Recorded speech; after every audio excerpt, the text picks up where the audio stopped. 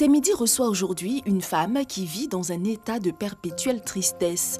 Konon Aou Bernadette est née le 29 janvier 1968 à Sakassou dans une famille nombreuse de 19 enfants. Mère célibataire de 5 enfants, elle arrête l'école après l'obtention du CEPE. Elle se lance dans le commerce de pagne au marché de Trècheville. Elle effectue également plusieurs petits boulots avant de reprendre les cours du soir pour recevoir une formation qualifiante d'aide-soignante et de caissière spécialisée. Elle travaille plus tard comme technicienne de surface de 2016 à 2017.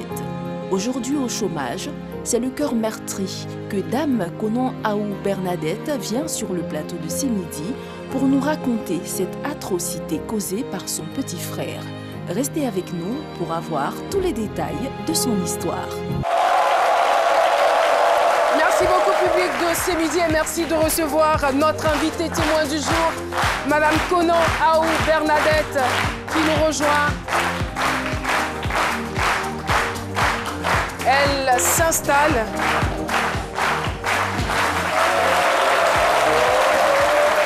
Bonjour Madame. Bienvenue sur le plateau de C'est Midi. C'est vrai, nous savons que cette histoire vous ronge et l'âme de votre mère encore plus n'est pas du tout évident. Mais nous croyons que vous aurez le courage de nous relater les faits tels qu'ils se sont produits et tels qu'ils vous ont été relatés. Alors, beaucoup de courage à vous. Merci infiniment d'avoir eu le courage, surtout, de venir sur nos antennes, sur le plateau de C'est Midi, pour partager ce pan de votre vie avec nous. Merci beaucoup. Merci. Madame Konon Aou Bernadette, alors, il faut dire que vous êtes 16e d'une famille de 19 enfants. C'est bien cela. Et malheureusement, en 2014, vous avez souhaité que votre mère vienne auprès de vous. Vous vouliez prendre soin d'elle, vous vouliez lui faire plaisir et elle n'a pas pu venir. Est-ce que vous pouvez nous dire ce qui s'est réellement passé? Merci, Caro. En fait, comme je le dis, ma maman nous a accouché 19. D'accord. Il n'y a pas eu de jumeaux dedans. Un jusqu'à 19. J'occupe le 16e rang. 20e grossesse à l'âge de 8 mois, à force de lui faire des médicaments pour qu'elle arrête la grossesse, qu'elle a avorté. Sinon, on serait 20. Bon, maman, 2014, j'avais souhaité qu'elle vienne auprès de moi, vu son âge. Et j'avais voulu même qu'elle vienne pour que je puisse la célébrer avec l'aide de tout le monde entier pour célébrer sa fête des mères. Façon de parler, hein, quand vous dites tout le monde entier. Sinon, je suis baoulée de Sakassou. Je suis de Sakassou. Et pour la faire venir, je ne vais pas me lever, aller la soulever comme ça pour venir. Il faudrait que je demande sa permission à la famille au village. C'est ainsi que j'ai fait appel à mon petit frère qui est avec ma maman au village pour lui demander la permission de la vieille, de elle, son côté, et puis au côté de notre papa. D'accord. Chose qu'il m'a fait croire qu'il avait fait, puisque à tout moment, je lui demandais, ça n'a pas été fait, il n'a pas fait.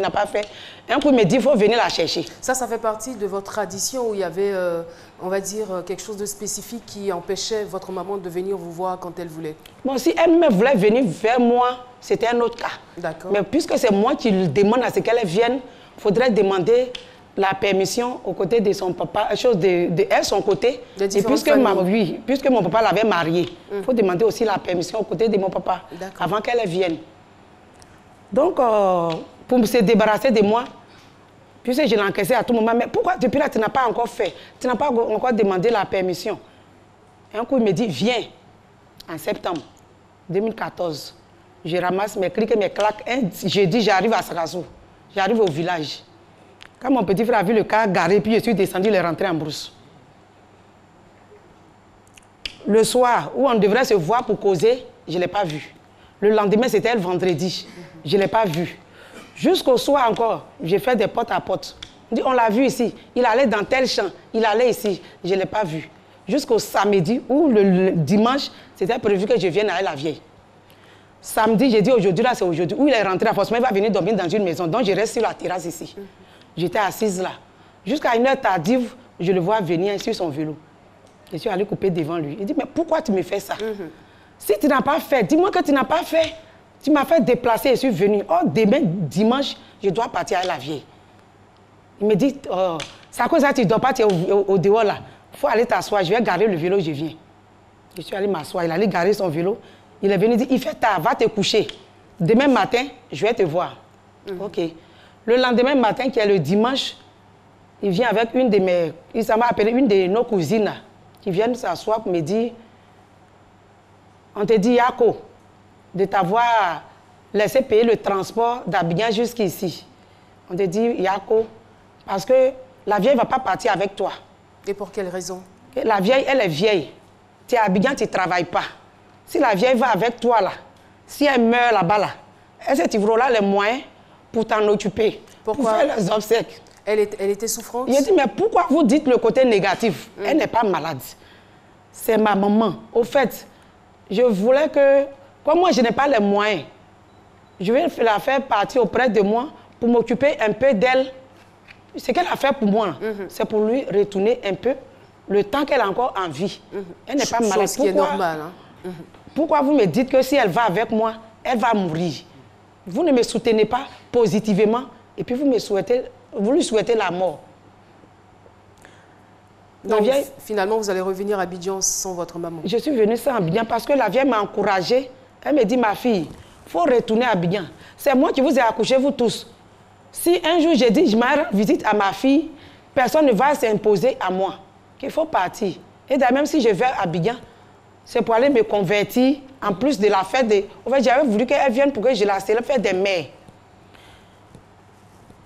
Que si je vais accepter l'islam comme tu le veux. Il dit, mais l'islam, on n'a pas besoin de d'aimer. Allons à Sagassou, tu vas te convertir. Elle dit, non, à Sagassou, je suis née ici, j'ai grandi ici, j'ai honte. Or que si je vais à Abidjan, que je retourne avec ma conversion, je vais à la mosquée pour des prières. Je n'ai plus besoin de cette honte-là. Mais elle était d'accord pour vous suivre dans votre nouvelle religion? Elle était oui, c'est pourquoi elle veut se convertir. D'accord. Elle était pour. Donc, je suis retournée à Abidjan. Une semaine après, je rappelle au village. On me dit, la vieille est malade. Ok, la vieille est malade, amène-le. Comme toi, tu es le garçon. Amène-la à l'hôpital. Il dit, je n'ai pas d'argent pour payer ordonnance. D'accord. Amène-la à l'hôpital, tu me fasses venir les ordonnances. Chose qu'on avait fait. Il m'a envoyé 3 fois des ordonnances. Et j'ai constaté que les ordonnances là, portaient le nom de l'infirmier du village. Parce qu'on a un centre communautaire. Je lui ai dit non, la vieille, elle est âgée. Et puis elle a procréé plusieurs fois. Amène-la voir un médecin, tu vas la suivre plus qu'un infirmier. Il me dit, si c'est ça, la fois on envoie transport, tu sais qu'à Sagassou, il n'y a plus de voitures. Ce sont les motos. Donc, si tu veux que je la fasse partir là-bas, envoie l'argent, je vais envoyer, aller déplacer ambulance ou venir la déplacer pour partir. J'ai appelé ma grande soeur, elle dit, amène-la à l'hôpital. La grande soeur l'a fait une fois, elle m'a envoyé l'ordonnance. Dieu merci, j'ai pu payer les médicaments, j'ai fait partir. La veille, on était resté en communication. À tout moment, je l'appelais, j'appelais pour avoir les nouvelles. La veille de la fête de Tabaski 2014, j'appelle la vieille. Elle me donne tous les doigts. C'est-à-dire les bénédictions? Toutes les bénédictions. Ma fille, que Dieu te bénisse. Tout ce que tu cherches sur la terre, il faut tout avoir. Si tous les enfants que je vous ai accouchés, vous sont tous comme toi, je ne vois pas le problème que je peux avoir. Que tout ce que tu envoies à ta grande soeur, les matins, elle écrase les médicaments, elle s'en me puriger comme bébé. Elle me lave, elle met mon bac au feu. Jusqu'à ce qu'elle finisse de me traiter, mon bac est cuit. Elle met l'aile dedans. Je suis devenue sa petite fille. Qu'elle bénéficiait de l'attention de tous ses enfants. Et je dis que si tu arrives ici, là, je vais faire plus que ça pour toi. Bon, pour une personne avec qui j'ai communiqué la veille, le lendemain, c'est la Tabaski. Je vais à la grande prière, à la mosquée. Étant là-bas, sincèrement, j'avais froid. J'ai eu un froid pas possible. Après la prière, les moments de la mosquée, et Latifa, si on finit, tu vas aller manger chez moi, il faut aller partager. Bon, après la prière, j'avais tellement froid que je suis rentrée à la maison. Arrivée à la maison, je prends le téléphone, je dis, je vais avoir les nouvelles du village. J'appelle ma grande soeur, elle me dit, ma petite soeur, Yako, que la vieille vient de rendre l'âme. Je n'ai pas cru ça. Il dit, quelle vieille? C'est la vieille que j'ai communiqué hier. Elle ne peut pas mourir. Courage.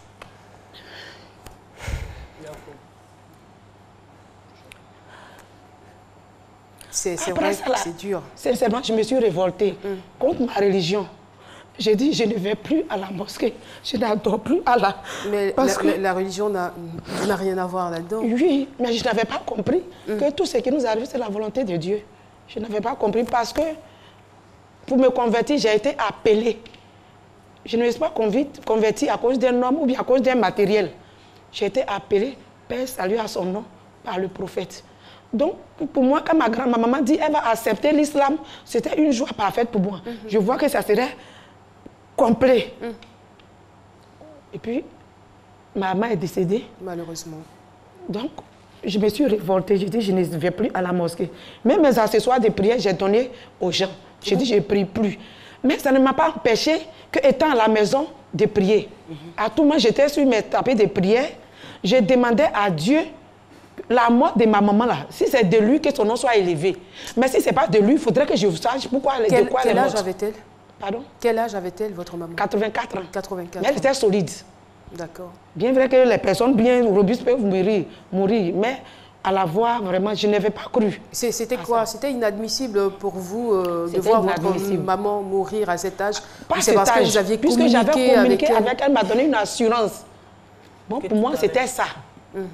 Et puis, je ne croyais pas. Sincèrement, je ne croyais pas. Mais vu que vous receviez constamment les ordonnances et autres avec le nom du médecin, elle souffrait de quoi au juste? Le médecin, quand je l'appelais, il me dit que maman, elle est fatiguée. C'est ce qu'il me disait. Il faut, comment dire, même des remontants. C'est ce qu'il lui me disait. Il ne m'a pas cité une maladie spécifique dont elle souffrait, non. Donc, je me suis révoltée et vers fin décembre, mon petit frère tombait malade. Il tombe malade et il m'appelle au secours de lui envoyer de l'argent pour ses soins. Et quand j'ai pris, je ne vois pas où ça racolait. Une fois, lui, sa première fille à Abidjan ici. Mon petit frère qui a le meurtrier là, sa première fille à Abidjan ici. Bon, vous ne nous avez pas encore annoncé qu'il est le meurtrier. C'est vrai qu'on l'a dit dans le thème, mais autant pour moi. Donc on est censé mon petit frère, ne pas savoir. Sa grande fille. D'accord. On va peut-être épargner aux téléspectateurs certains détails. Mais comment est-ce que vous apprenez déjà la mort de votre maman? C'est vrai, on vous appelle pour vous le dire. Mais lorsque vous vous rendez sur les lieux, qu'est-ce qu'on vous dit concrètement par rapport à la cause de son décès? Pour le décès de maman, on ne m'a rien dit. Quand elle est décédée, on m'a annoncé, j'ai appelé j'ai dit, bon, j'ai déjà dit à la grande soeur que, comme aujourd'hui c'est la fête, aujourd'hui c'est la fête, c'est, tu sais, le transport là, c'est la fête musulmane. Et puis le transport sont les musulmans. Donc aujourd'hui, je ne peux pas aller à Sakassou. Demain, je m'y rendrai, Inch'Allah. Donc, n'enterrez pas le corps. Le lendemain, je quitte ici, j'arrive, ils ont déjà enterré la vieille. On ne m'a rien dit. Je suis revenue. Pourquoi elle était sitôt enterrée? Bon, je ne sais pas, c'est dû... Bon, quand je suis partie, j'ai demandé, on dit c'est le petit frère en question, qui a demandé au chef du village de donner son accord pour qu'il enterre la maman. Même les parents de ma maman, même qui sont d'un autre village, sont partis pour réclamer le corps. Ils n'ont pas trouvé. Ils l'avaient déjà fait enterrer. Alors, vous rendez au village et finalement, des personnes vont vous approcher?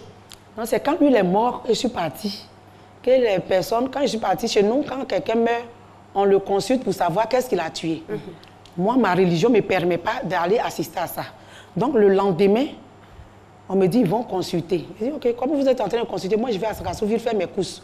Il n'y a pas de voiture. Je prends une moto-taxi, je vais. Je reviens, on m'entoure. S'il vous plaît. Okay, on m'entoure, on te demande pardon. Pardon, pourquoi? On dit, le petit frère, avant de rendre l'âme, il a avoué que c'est lui qui a étranglé votre maman. Qui a étranglé votre maman en octobre. Qu'est-ce que ça a provoqué en vous, cette information? Là...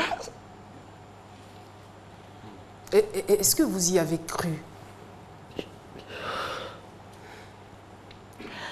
Tout d'abord, le premier mot que j'ai fait sortir, j'ai dit, Seigneur, là, ce n'était pas ta volonté.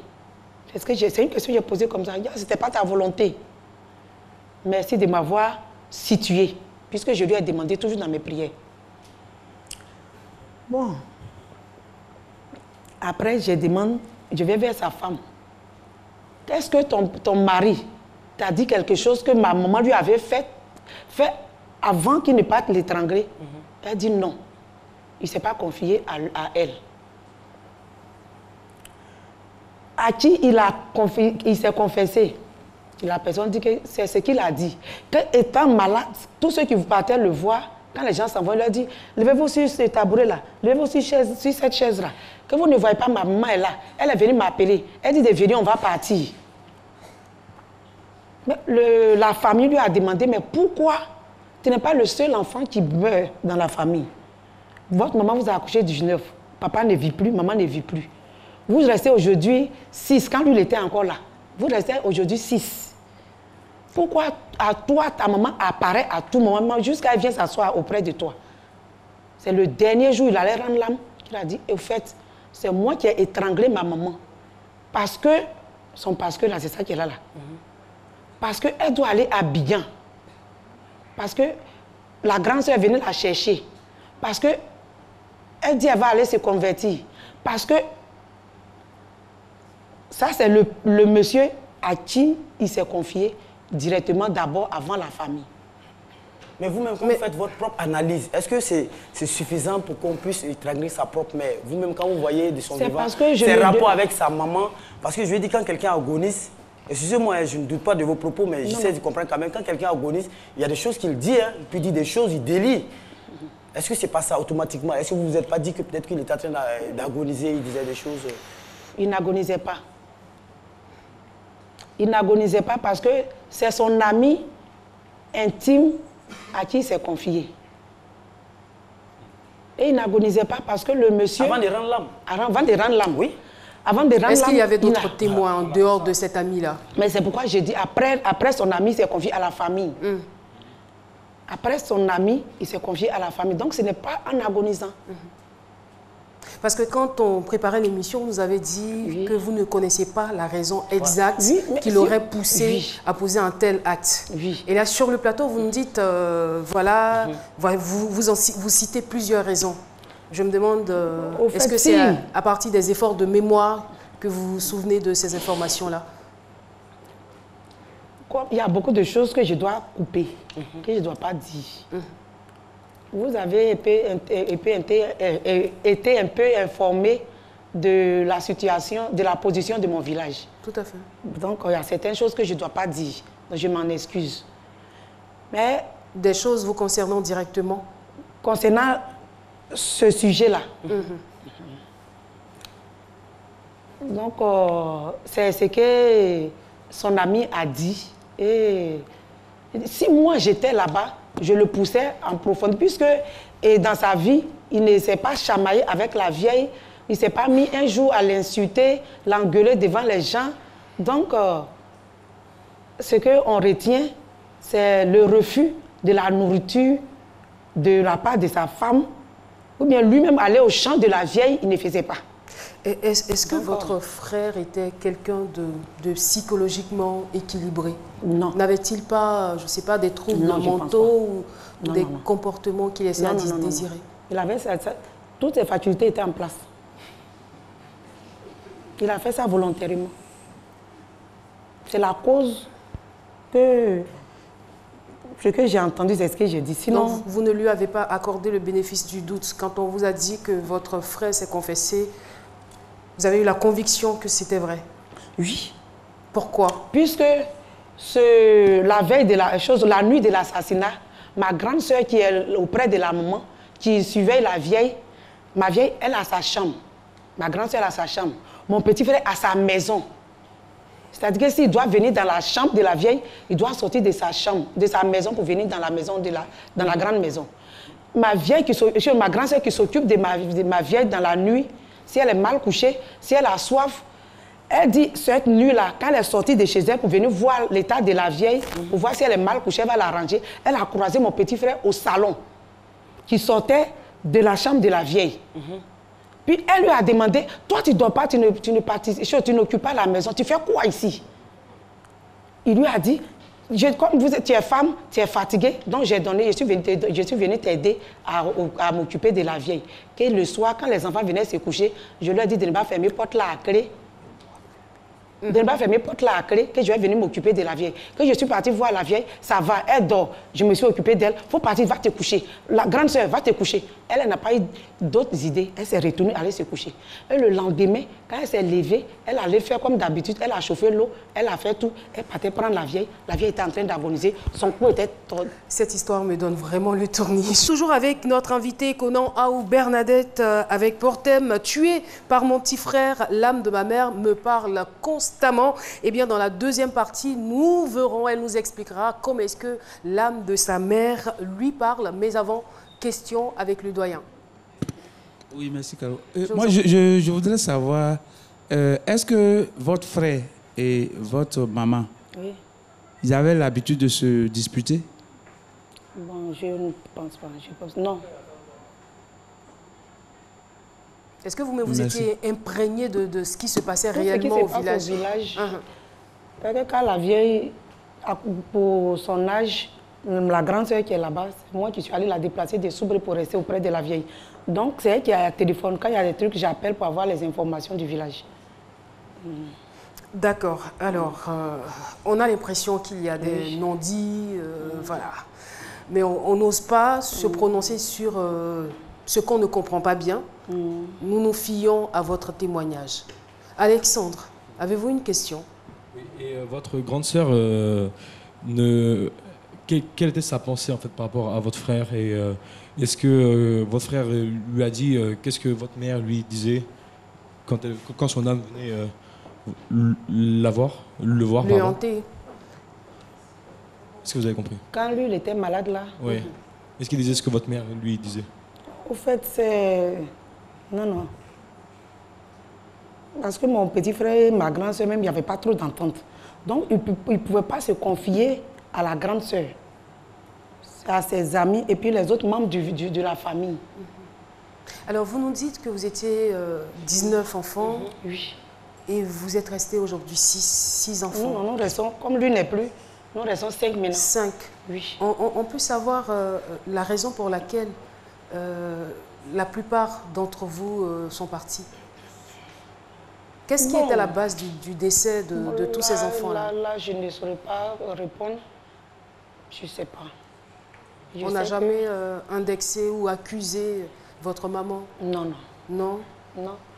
Il y a eu un problème de sorcellerie, mais c'est sur le côté paternel. Ils ont dit que c'est une sœur de mon papa. D'accord. Je pense, est-ce que vous connaissez Paulus Agathon? Oui. Paulus Agathon, vous le connaissez? Oui. C'est vrai? Pas la RTI. Pas la RTI. C'est bien, vous le connaissez.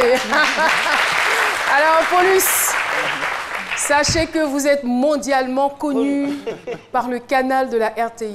On vous écoute pour les réactions des internautes. C'est super, ça fait plaisir. Alors, notre thème a 2 volets. La deuxième partie dit « L'âme de ma mère me parle constamment » et les internautes ont des questions à ce sujet.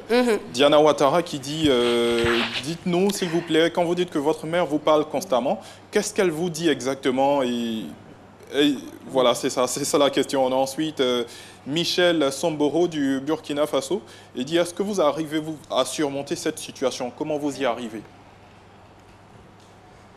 Votre maman vous parle constamment. Qu'est-ce qu'elle dit et comment vous la voyez? Elle me demande de pardonner à mon petit frère. Ça, c'est son premier point, ça.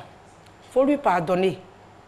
Parce que, excusez-moi, quand vous êtes beaucoup, quel que soit le nombre d'enfants que vous avez, il y a, je ne sais pas, entre ma maman et moi, il y a plus d'amour. Donc, tout ce qui était, elle me confiait. Même ses pièces d'identité, tous ses papiers, c'est à moi donné. Donc, quand il y a un truc, si assise, je suis toujours sur l'offensive. Même le jour où j'ai appris que sa femme lui a refusé la nourriture, j'ai appelé pour lui dire de ne plus faire ça, sinon elle va sortir de la maison. D'accord. On va revenir à la question de l'internaute. Quand elle vient, elle me demande de pardonner à mon petit frère, qu'il est là-bas, il souffre. Donc si je comprends bien, en fait, il n'y a pas une bonne entente entre vous? Il y a l'entente. Entre les frères et sœurs. Quand il y a des trucs, on se dit, ce que tu as fait, on te fait des reproches. Mais ça va, tout va bien? Oui, ça va. D'accord. Ça va. Alors, comment est-ce que votre maman vous parle? Par quel canal? Je suis couchée dans mon sommeil, pas un sommeil intense, pas en éveil. Elle vient. Pour la première fois que je l'avoue, la première fois elle est venue, elle me dit, ah, je suis quittée au village chez ta grand-sœur, je n'ai pas eu de quoi manger, je peux avoir mangé ici. Ce jour-là, Dieu merci, ce qu'elle aime plus, c'est les momies. Elle aime les pâtes alimentaires avec les momies. Ce jour-là, j'avais payé momies, je n'ai pas fini de manger, elle a déposé là, puis je lui ai présenté. Bon, mais c'est dans mes songes qu'elle me parle, c'est pas que je suis assise puis elle vient me parler. Sinon, je vais l'attraper, elle ne va plus retourner. Mais même si c'est dans les songes, vous la voyez, non? Vous la voyez je la vois comme je vous vois. Vous échangez avec elle? On échange comme je suis. Est-ce qu'il vous est arrivé de lui demander si c'est votre frère qui l'a étranglé? Qu'est-ce qu'elle vous a dit? Si c'est votre frère qui l'a étranglé, est-ce que vous lui avez dit, maman? Je lui ai demandé. Et puis elle a dit c'est lui. Je lui ai demandé, il m'a dit oui, mais on ne peut pas revenir toujours sur ça. C'est pourquoi elle me demande de lui pardonner. C'est son mot qu'elle me dit. Est-ce que vous lui avez pardonné? Ça fait maintenant 6 ans que votre maman est décédée. Je vais lui pardonner. Aussi, il est décédé. C'est à mon passage d'ici là que je vais lui pardonner. Sinon, je n'ai pas encore pardonné. Mais pourquoi après ici? Non. Je fais partager Nous ne mon sommes mal pas à la tout mosquée le ici. monde entier. Je fais partager mon mal à tout le monde entier. Donc, je peux pardonner maintenant. Je ne vais plus garder pour moi seul. Ça va plus me ranger. Donc, à partir de cet instant-là, vous êtes déchargé. C'est très bien. Parce que le pardon a beaucoup de valeur, beaucoup de vertus, je dirais. Je sais qui ne pas pardonner. Le pardon vous libère physiquement, vous libère mentalement, libère aussi votre cœur et vous libère spirituellement. Oui. Il y a une deuxième question. De quoi est mort la deuxième question, c'était laquelle, Paulus? Vous pouvez nous la rappeler, s'il vous plaît? Alors, l'autre internaute, il demandait si elle a pu surmonter cette situation aujourd'hui, puisque c'est constamment que ça s'effectuait, mais je pense qu'on a plus ou moins eu la réponse. D'accord. La dernière fois que vous avez eu votre maman... C'était hier nuit. Hier nuit? Oui. Ah bon? Vous la voyez à quelle fréquence alors? Je n'ose pas peur. Bon, c'est une fois par mois, c'est 2 fois par mois. Avant, c'était 1 fois par mois. Mais maintenant, même elle peut venir 3 fois dans le mois. Mais est-ce que ça vous hier, comme aujourd'hui, c'est lundi. Tous les lundis, elle me demande de faire sacrifice. Hier, toute la soirée d'hier, je suis restée en prière. Je me suis couchée vers minuit, 1h. Je me suis couchée au sommeil, je me prenais net là. Elle est venue. Elle me demande aujourd'hui de faire sacrifice. Elle m'a cité sacrifice qu'elle doit faire en son nom. Et elle est partie. D'accord. Est-ce que finalement, cette situation vous arrange? Quelqu'un qui est décédé, vous voyez la personne fréquemment, est-ce que ça vous arrange? Est-ce que vous-même, là, ça ne vous rend pas... Est-ce que ça ne vient pas maintenant? Est-ce que vivement, tellement, il y avait cet amour-là, c'était plus... Ça ne devient plus... je veux dire, est-ce que ça ne devait pas pouvoir un cauchemar maintenant? Parce que ce n'est pas normal pour quelqu'un qui est décédé, surtout que vous êtes musulmane, alors que chez les musulmans, toute mort est naturelle. Non. Le musulman, je ne connais pas tout ce qui est de la religion musulmane. Mais quand je parle de ma conversion, j'ai été convertie parce que j'ai été appelée par le prophète, Père salut à son nom. Lui aussi, il est décédé. Mais lui, il ne vous parle pas. Donc, il m'a appelé pour me demander d'accepter l'islam. Et c'est à la suite de cet appel-là que je me suis convertie. Donc, si maman vient, elle ne me fait pas du mal. Je ne vois pas en quoi je vais avoir peur. Mais très rapidement, je ne sais pas, est-ce que vous avez échangé avec votre belle-sœur pour savoir ce que votre frère reprochait à votre maman? Non, sincèrement, je ne suis pas encore allée au village pour échanger avec elle. D'accord, ça marche. Merci infiniment, le doyen. Nous allons vous retrouver avec des chiffres, avec des statistiques. Merci pour la minute du doyen. Kassi Kouadio, c'est la minute du doyen. Madame Yako. Merci beaucoup. Bon, je ne sais pas, à mon niveau, je ne sais pas exactement de quoi il s'agit par rapport à ce que vous dites que votre maman vous parle et tout ça. Mais si vous constatez que ça devient gênant pour vous, vous pouvez toujours vous confier à des imams ou bien même à des psychologues. Le crime familial, ça ne date pas d'aujourd'hui. Hein. Le tout premier crime familial est mentionné par les livres saints. Caïn a tué Abel, son frère Abel. Les deux étaient des enfants d'Adam et Ève. Donc c'était le tout premier crime familial de l'humanité. Aujourd'hui... Ça ne veut pas dire que nous cautionnons... Non, c'est pour dire que c'est pas aujourd'hui que, voilà, que ça a commencé. Et aujourd'hui, voici quelques statistiques livrées par une étude réalisée par des criminologues ivoiriens et canadiens portant sur la typologie des homicides commis dans 4 pays de l'Afrique de l'Ouest. Il s'agit du Burkina Faso, du Sénégal, du Niger et de la Côte d'Ivoire. Cette étude a été faite sur un échantillon de 1000 homicides commis entre 2008 et 2012. D'abord, il faut noter que le continent africain n'est pas le plus homicide. Le continent le plus homicide. Ça, on observe que 12 à 13 homicides par 100 000 habitants. L'Afrique passe 7, avant l'Europe, qui fait 3 homicides pour 100 000 habitants, mais l'Afrique reste en dessous de l'Amérique du Sud, qui fait 23 homicides pour 100 000 habitants. Les taux les plus forts en Afrique sont concentrés dans le sud de l'Afrique. Heureusement, il semble que ces taux sont en baisse, sauf au Nigeria, où ces taux-là grimpent toujours. Alors, voici un peu la répartition selon la typologie. Et en Côte d'Ivoire, c'est de la criminalité prédatrice, c'est-à-dire que c'est les coupeurs de route et les braqueurs. Quand on est au Sénégal, c'est plutôt dû aux bagarres, les querelles qui engendrent ça. Et au Burkina Faso, c'est les homicides, les homicides familiaux. Merci infiniment, le doyen Kassi. Il faut dire que rien ne doit justifier un crime, quelle que soit la raison. Quelle qu'en soit la raison, on ne résout rien par le crime, par le meurtre. La vie, elle est sacrée, elle ne nous appartient pas et nous n'avons pas le droit d'ôter la vie à qui que ce soit. En tout cas, nous vous encourageons, madame, beaucoup de courage.